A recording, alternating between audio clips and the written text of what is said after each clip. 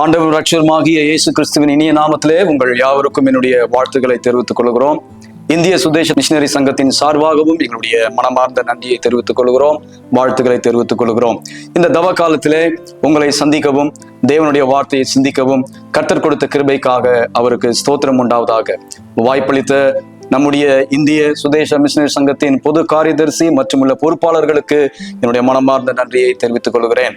இந்த தவ காலத்திலே ஏதோ கிறிஸ்து மரித்து விட்டார் என்று அவருக்கு துக்கம் கொண்டாடுவதற்கான காலம் அல்ல, மாறாக நம்மை ஆராய்ந்து பார்த்து நம்மை திருத்திக் கொள்வதற்கும் மனம் திரும்புதலின் துக்கத்துக்கான காலமாக இது நமக்கு கொடுக்கப்பட்டிருக்கிறது. ஆகவே இந்த காலம் ஒரு பருவம் என்று உள்ளடக்காமல் இது ஒரு பயணமாக நாம் தொடர்ந்து நடப்பதற்கு கர்த்தர் நம்மை அழைக்கிறார். இந்த நாளிலும் கர்த்தருடைய வார்த்தையை தியானிப்பதற்கு நமக்கு கொடுக்கப்பட்ட தலைப்பு இயேசு தேவாலயத்திலும் பெரியவர். இதற்கு ஆதாரமாக இருக்கிற வேத பகுதி மத்தேயு எழுதின சுவிசேஷம் 12ஆம் அதிகாரம் 6ஆம் வசனம். தேவாலயத்திலும் பெரியவர் இங்கே இருக்கிறார் என்று உங்களுக்கு சொல்லுகிறேன் என்று கர்த்தர் சொன்னதாக அந்த வார்த்தையிலே நாம் பார்க்கிறோம்.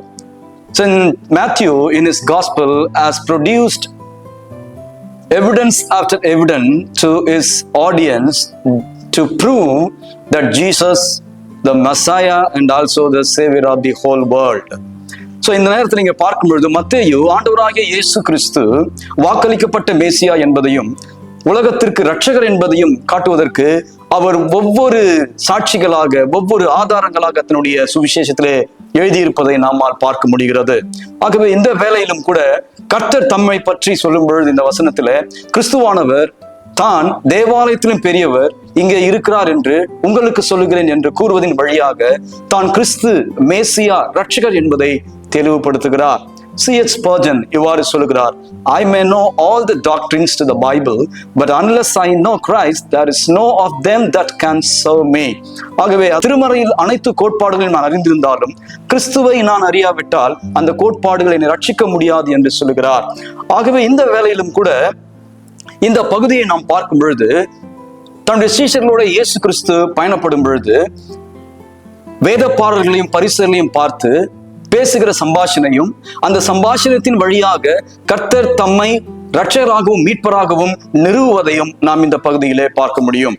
மத்தேயு சுவிசேஷம் 12ஆம் அதிகாரம் வசனம் 1-2 உங்களுக்காக நான் வாசிக்கிறேன். அக்காலத்திலே இயேசு ஓய்வு நாளில் பயிர் வழியே போனார். அவருடைய சீஷர்கள் பசியாயிருந்து கதிர்களை கொய்து தின்னத் தொடங்கினார்கள். பரிசேயர் அதை கண்டு அவரை நோக்கி, இதோ ஓய்வு நாளில் செய்யத்தகாததை உம்முடைய சீஷர்கள் செய்கிறார்களே என்றார்கள் என்று சொல்லி இந்த பகுதியை நாம் பார்க்கிறோம். அதாவது இவர்கள் ஓய்வு நாளிலே செய்யக்கூடாததை செய்ததாக ஒரு குற்றப்படுத்தும்படியான ஒரு சூழ்நிலையை இங்கு ஏற்படுத்துவதை பார்க்கிறோம். அவர்கள் உபாகமம் 23-25 பின்னணியமாக வைத்து இந்த காரியத்தை சொல்லுவதை பார்க்கிறோம். ஆனால் அந்த பகுதியில அவர்கள் சென்று கொண்டிருந்த நேரத்தில் நியாயப்பிரமாணங்களுடைய சட்டங்களை பல சட்டங்களாக ஆயிரக்கணக்கான சட்டங்களாக அவர்கள் உப சட்டங்களாக எழுதி கொண்டிருப்பதை நாம் பார்க்கிறோம். அன்ஸ்கிரிப்சுரல் ரூல்ஸ் என்று நாம் சொல்லப்படுகிறது. இப்படி ரபிகள் பல்லாயிரக்கணக்கான உப கட்டளைகளை அவர்கள் உருவாக்கி இருந்தார்கள். ஆனால் இயேசு என்ன பதில் அளிக்கிறார்? 12ஆம் அதிகாரம் வசனம் 3-4 அதற்கு அவர், தாவீதும் அவனோடு இருந்தவர்களும் பசியாயிருந்த போது செய்ததை நீங்கள் வாசிக்கவில்லையா? தேவனுடைய வீட்டில் பிரவேசித்து ஆசாரியர் தவிர வேறொருவரும் புசிக்கத்தகாத தேவ சமூகத்து அப்பங்களை தானும் தன்னோடு இருந்தவர்களும் புசித்தார்களே என்று சொல்லி அங்கே 1 சாமுவேல் 21ஆம் அதிகாரத்தில் நடந்த சம்பவத்தை வைத்து தன்னுடைய நிலைப்பாட்டை மிக தெளிவாக அங்கே கூறுவதை நாம் பார்க்கிறோம். இந்த பின்னணியத்திலே வைத்து ஆண்டவர் என்ன நிறுவ பார்க்கிறார் என்று பார்க்கும் பொழுது தான் தேவாலயத்திலும் பெரியவர் என்று நிறுவுவதை நாம் இங்கே பார்க்கிறோம். தான் தேவாலயத்திலும் பெரியவர், இங்கே இருக்கிறேன் என்று சொல்லி அங்கே அவர் தன்னுடைய நிலைப்பாட்டையும் இன்னுமாக உன்னதமான நிலையையும் அவர் அங்கே நிறுவுவதை நாம் இங்கே பார்க்கிறோம். இந்த வசனத்திலே மத்தேயு 12:6 சொல்லப்பட்டிருக்கிற ஒரு வார்த்தை என்னவென்றால், I say unto you, நான் உங்களுக்கு சொல்லுகிறேன் என்று அவர் முடிப்பதை பார்க்கிறோம். This is not a merely a proclamation, but Jesus set his personal stamp and royal seal upon it என்று சொல்லி C.H. Spurgeon சொல்வதை நாம் பார்க்கிறோம். அதாவது இது ஒரு அறிக்கையாக இயேசு கிறிஸ்து சொல்லவில்லை, ஒரு ராஜாதி ராஜனுடைய ஒரு தாக்கியத்தின் கீழே அவர் முத்திரை மோதத்தினோடு கூட சீல் பண்ணுவதை அல்லது முத்திரையிடுவதை காண்பிப்பதை நாம் இங்கே பார்க்கிறோம். Our Lord Jesus Christ revealed himself that he is the promised Messiah and the Savior to the whole world by his walk, word and works. So here he intended to assert that he himself was greater than the temple. ஆகவே இந்த இடத்துல கர்த்தர் தன்னுடைய வாக்கின் மூலமாகவும் தன்னுடைய வாழ்க்கை மூலமாகவும் வல்ல செயல்கள் மூலமாகவும் அவர் மேசியா ரட்சகர் என்பதை அங்கே நிறுவுவதை நாம் இங்கே பார்க்கிறோம். ஆனால் பரிதாபமான நிலை என்னவென்றால், அங்கே இருந்த வேத பாரகர்கள், வேதத்தை அறிந்தவர்களுக்கு இவர் மேசியா என்பதும் இவர் உலக ரட்சகர் என்பதும் பார்க்க முடியாமல் போகிறதை நாம் இங்கே பார்க்கிறோம். இது துக்கப்பட வேண்டிய ஒரு செயலாகும். இயேசு தேவாலயத்திலும் பெரியவர் என்று சொல்லும் பொழுது அவர் எப்படி அவருடைய ஆர்குமெண்ட்ஸ், அவருடைய விவாதத்தை தன்னுடைய சான்றுகளின் மூலமாக, வேத வாக்கியங்களின் மூலமாக நிரூபிக்கிறார் என்பதை சற்று நாம் தெளிவாக அறிந்து கொள்ள நாம் அழைக்கப்படுகிறோம். முதலாவது, தேவாலயத்திற்கு துவக்கமும் முடிவும் உண்டு. நாம் பார்க்கும் பொழுது முதல் தேவாலயம் சாலமோன் அவர்களால் கட்டப்பட்டது, ஆனால் அது பாபிலோனர்களால் அழிக்கப்பட்டது. இரண்டாம் தேவாலயம் ஏரோதினால் கட்டப்பட்டது, அது ரோமர்களால் அழிக்கப்பட்டது.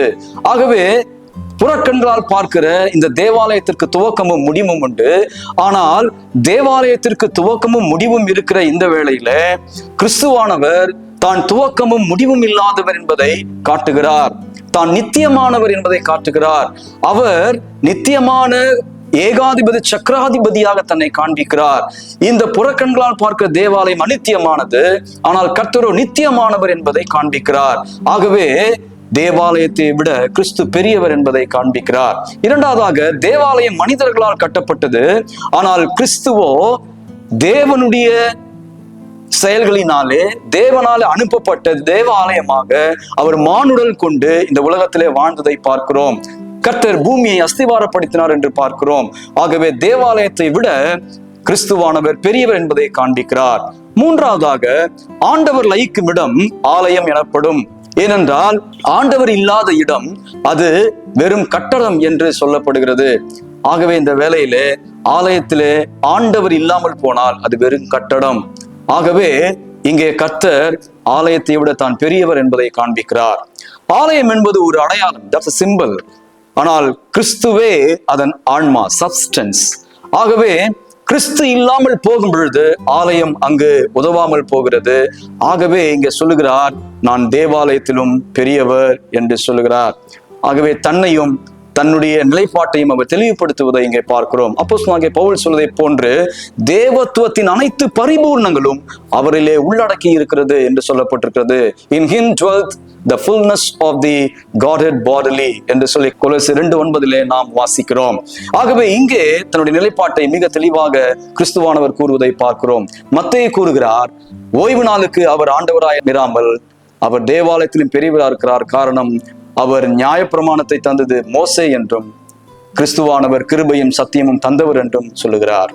அது மட்டும் இல்லாமல் கிறிஸ்து யோனாவிலும் பெரியவர். காரணம், யோனா மரித்து போனான், கிறிஸ்துவோ மரித்து 3ஆம் நாள் உயிர்த்தெழுந்தார் என்று சொல்லுகிறார். சாலமோன் கட்டிடத்தை நாம் பார்க்கும் பொழுது சாலமோனை விட அவர் பெரியவர் என்று சொல்லுவதை நாம் பார்க்கிறோம். ஆகவே எபிரேயர் ஆக்கியோன் சொல்வதை போன்று கர்த்தர் தேவனின் தற்சொரூபமாய் இருக்கிறார். அவர் தேவதூதரிலும் பெரியவர், அவர் மோசேயிலும் பெரியவர், அவர் யோசுவாவிலும் பெரியவர், அவர் ஆசாரியரிலும் பெரியவர், அவர் பலிபீடத்திலும் பெரியவர், அவர் மெல்கிசேதேக்குக்கும் பெரியவர் என்று சொல்லப்பட்டிருக்கிறதை பார்க்கிறோம். இப்படிப்பட்ட ஆண்டவரை இந்த பரிசேயர்களால் காண முடியாமல் போனதுக்கு காரணம் என்ன? முதலாவது, அவருடைய அறியாமை.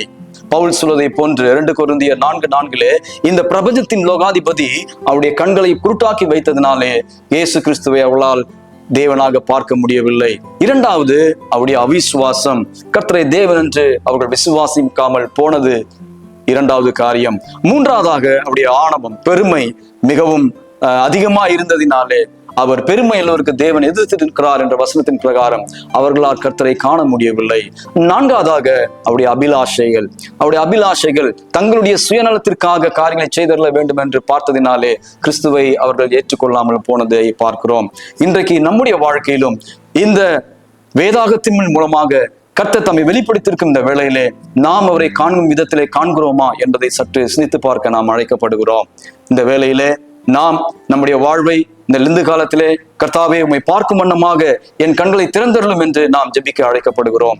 எபேசியருக்கு அப்போஸ்தலனாகிய பவுல் ஜெபித்ததை போன்று கர்த்தாவை உம்மை அறிந்து கொள்ளக்கூடிய பிரகாசமான மனக்கண்களை தாரும் என்று சொன்னது போல நாமும் கூட ஆண்டவருடைய பாதத்திலே உட்கார்ந்து, ஆண்டவரே உம்மை அறிந்து கொள்ளக்கூடிய பிரகாசமான மனக்கண்களை தாரும் என்று கேட்க நாம் அழைக்கப்படுகிறோம்.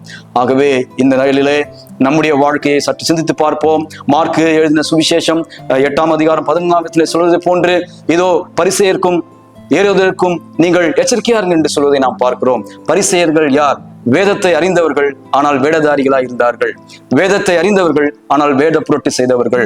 அரிதாரத்தை பூசிக்கொண்டு அடவு கட்டிக்கொண்டு ஆன்மீக வேடதாரிகளாய் இருந்தார்கள். ஆகவே அவளை குறித்து நீங்கள் எச்சரிக்கையாயிருங்கள் என்று சொல்லுவதை பார்க்கிறோம்.